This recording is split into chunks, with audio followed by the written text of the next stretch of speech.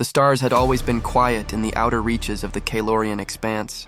Vast, cold, and indifferent, they watched empires rise and fall like slow-breathing tides. For millennia, the Grand Concord, a coalition of a dozen ancient species, had ruled unchallenged. Their ships were monuments to precision, sleek obsidian hulls that drank light, engines that whispered rather than roared, weapons that unraveled matter with mathematical elegance. They had seen every form of life the galaxy could offer, cataloged it, classified it, and when necessary, subdued it. Humans were the latest curiosity. When the first Terran colony ships limped into conquered space 30 cycles ago, the High Assembly had chuckled in their crystalline chambers. Primitive fusion drives cryo-sleep pods barely better than suspended animation, hulls patched with hope and weld scars. The ambassadors who came to petition for membership spoke of unity, exploration, and a stubborn belief that the universe could be kinder if everyone tried. The conquered listened politely, then assigned humanity to the frontier, a sparse sector of dying stars and asteroid belts where nothing valuable grew.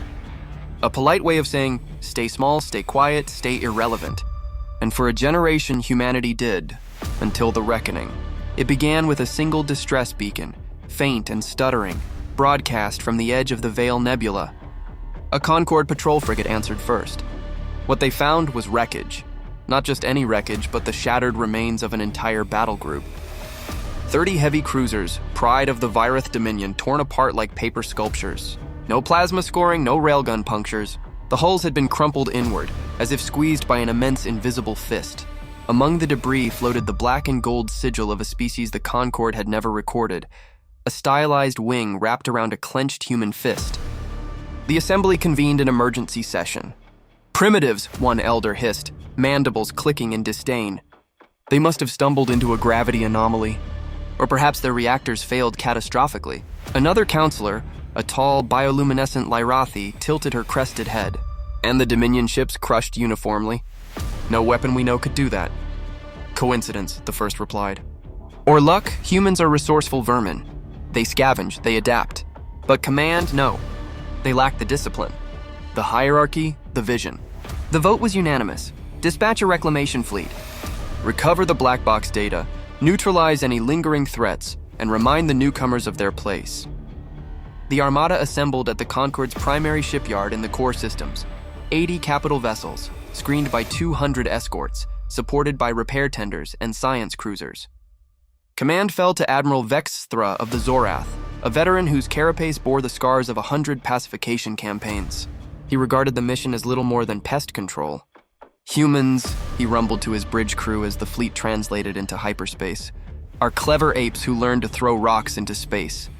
They will scatter when we arrive. The Armada emerged at the edge of the Veil 2 standard weeks later. What greeted them was silence, no defensive perimeter. No orbital stations bristling with point defense. Only a single human station, a ramshackle ring of habitat modules, cargo haulers, and jury-rigged solar arrays, drifting above a nameless rock the size of a small moon. The station's lights flickered erratically, as though breathing on borrowed power. Vexthra's mandibles parted in what passed for a Zorath smile. Pathetic, he said. Hail them. Demand immediate surrender and data transfer. The communications officer complied. The reply came almost instantly, a single human voice, calm, almost bored.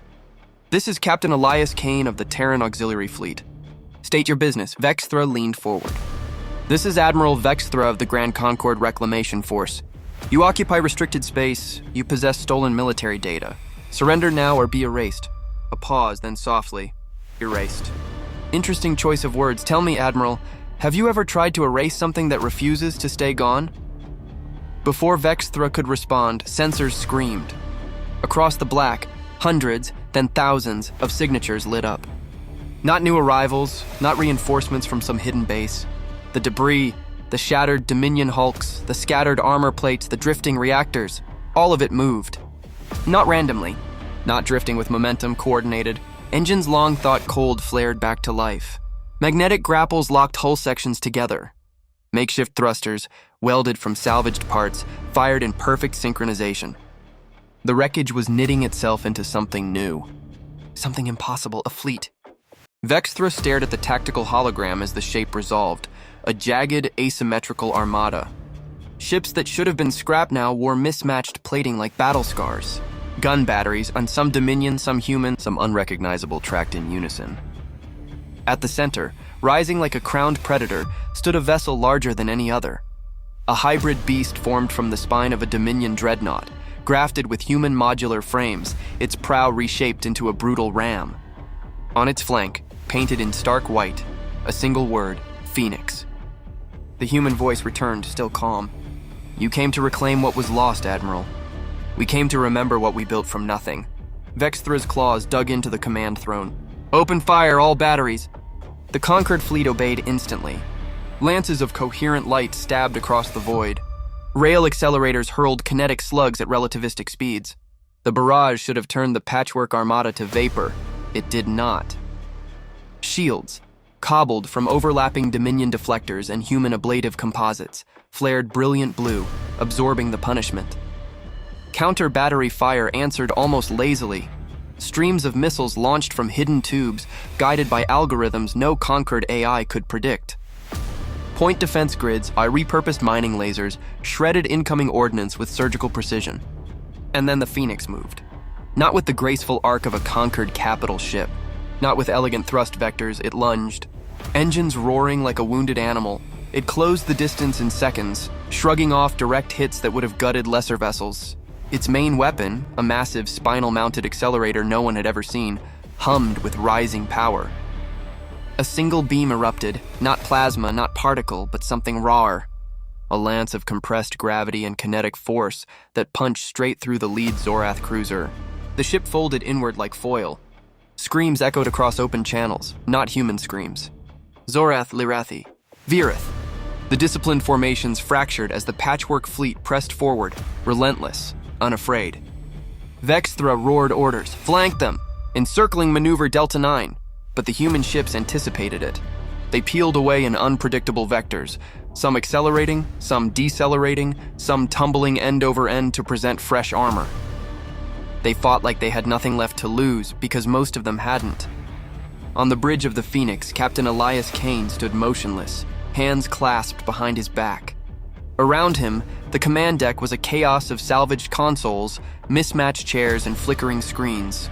His crew, engineers, refugees, colonists, former miners, worked with quiet ferocity. No one shouted, no one panicked. They simply rebuilt, again and again. "Status on the port wing?" Elias asked. 70% integrity, answered Chief Engineer Mara Voss, wiping blood from a cut above her eye. "We lost the secondary reactor on the borrowed Vareth section, but we rerouted the aux lines." "She'll hold." Elias nodded once. "Good, signal the flankers."